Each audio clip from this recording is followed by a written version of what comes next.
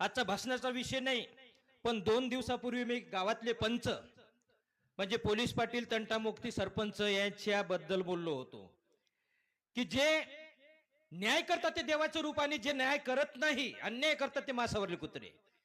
भानगड अशी झाली, त्याला बरेच महाराष्ट्र राज्यातून कमेंट्स आल्या की 100% खरंय, 101% आमच्या गावातले पंच असेल, बऱ्याच म्हणजे हजारां कमेंट आल्या. पण कॉलही आले, बऱ्याच पोलीस पाटील संघटनेच्या सदस्याचे कॉल आले.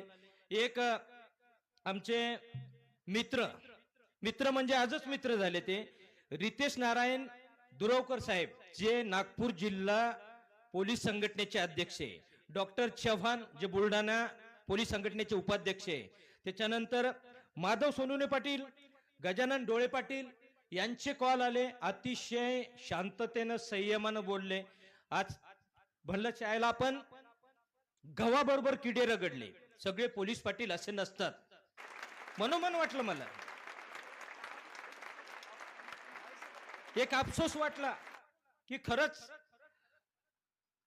रितेश नारायण भाऊनं तर असं सांगितलं की राजे आम्हाला मानधन खूप कमी असतं, पण मी पोलीस पाटलाचं मानधन घेत नाही, पण ते गोरगरिबात वाटून देतो.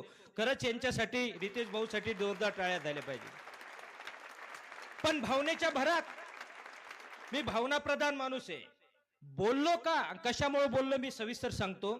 पण असे जर पोलीस पाटील असले खरोखर, रितेश भाऊ सारखे, डॉक्टर चव्हाण सारखे, आमचे माधव भाऊ, गजानन डोळे पाटील यांच्यासारखे असल्यानंतर यांची माफी तर काय, पण त्यांच्या चरणी दंडवत प्रणाम, त्यांना धोंड्याचं आमंत्रण देतो.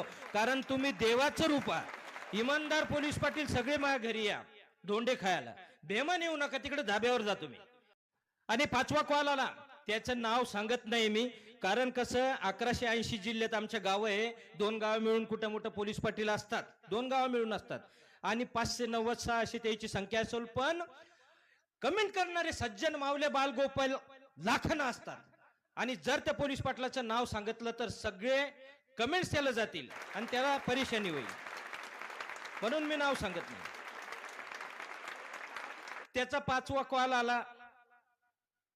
आता ते पोलीस पाटील ना आम्ही खानदानी पाटील, ढगाला ढग घासला तिथं.